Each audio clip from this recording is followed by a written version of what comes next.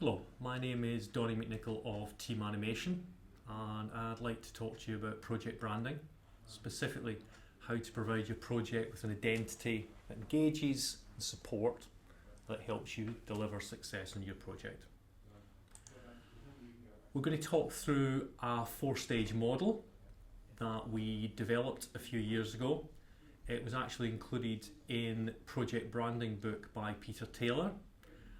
We did have plans to write our own book on project branding, but that never came to pass.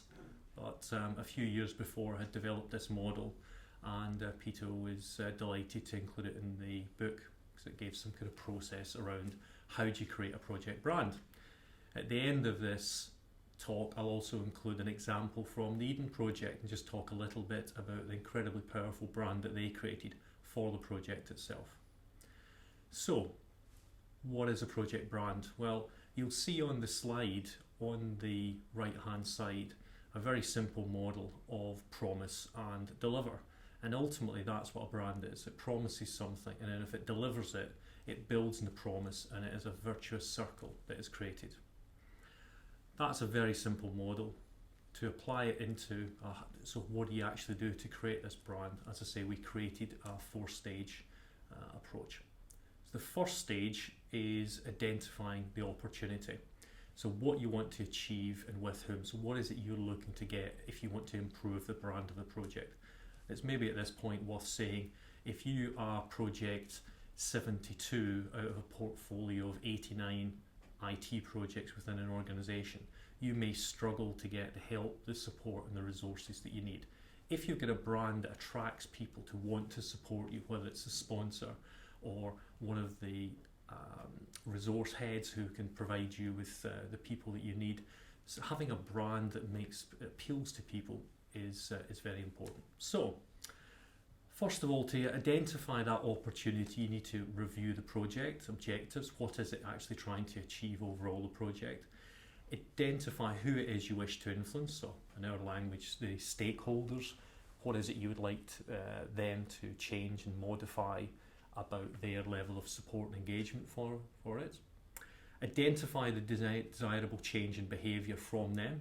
So you say you would like, for example, the brand to take a certain group of stakeholders from potentially disinterested through to interested, not jumping from the rooftops for you, but simply just giving you enough support. So it's just that, well, who are the key people and what do you want the change to be? And then identify the benefits of actually doing that. Thinking, I would like more support in this, I'd like more positive decisions there. So that's the kind of first part, is identifying the opportunity. What is it you really want to obtain by creating a project brand? The second bit is discovery, and that's identifying the project attributes to build into an engaging brand. So every project's got attributes, if you will, aspects to it that potentially make it unique, thus unique nature of a project.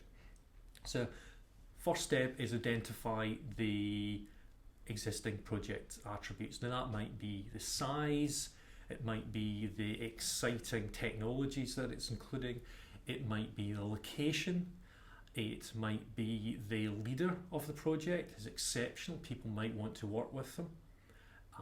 It might be that it is involving external partners who people have not worked with before that may be interested. So these are things, specific attributes about that project. So then you need to be, once you've done that, then you need to be a little bit creative. So identify some other potential project attributes, things that you could add in to the project. So although it doesn't have say it is IT project 37 of 50, you may be able to add a certain attribute in to it. You may say, actually, we could include this new technology. That's quite a sexy technology. Not many people are using it in the organisation. If we did it, we might get a higher level of support. There's no additional risk to the project, but that could be an attribute that you identify. It could be that it's about the leadership. You're going to run the project slightly differently. You're going to have a different governance structure. You're going to have a different way of running meetings. Nowadays, of course, it's agile. You say, we'll run this project in an agile methodology, and that may be quite appealing to people if it's not being done in the organisation. Third activity is choose the project attributes. You can't have everything, you need to choose something, just a couple of them, and think those are the things that will give us the biggest benefit back to the opportunity. What we want to achieve is X, these are the attributes that if we push and we get people to bought into, those are the things that are most likely to give us the greatest advantage, and thus you define the project brand. So you then start to build that into what you talk about the project and how you sell the project to people.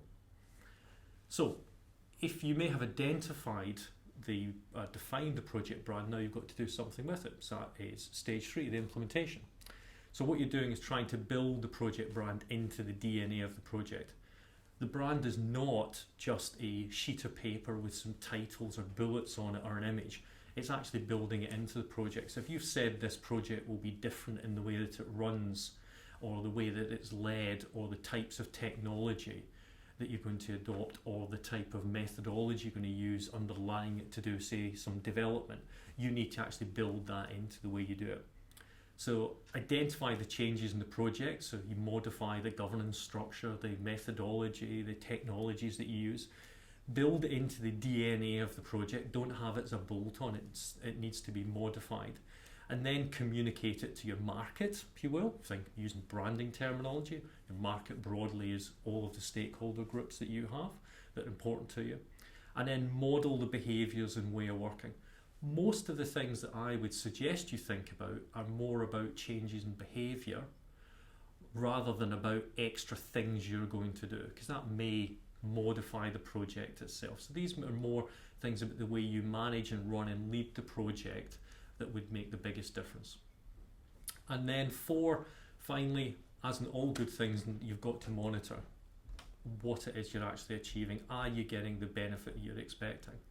And I know from people who've applied this kind of thinking that it's subtle changes in the way that the project will be led, the way that they'll involve the team in more decision making, the much greater communication in the project than normal about the why the project's important to the organisation. Now, those subtle things actually can really increase the level of engagement in the team just by that simple modification of the project and getting a higher level of support.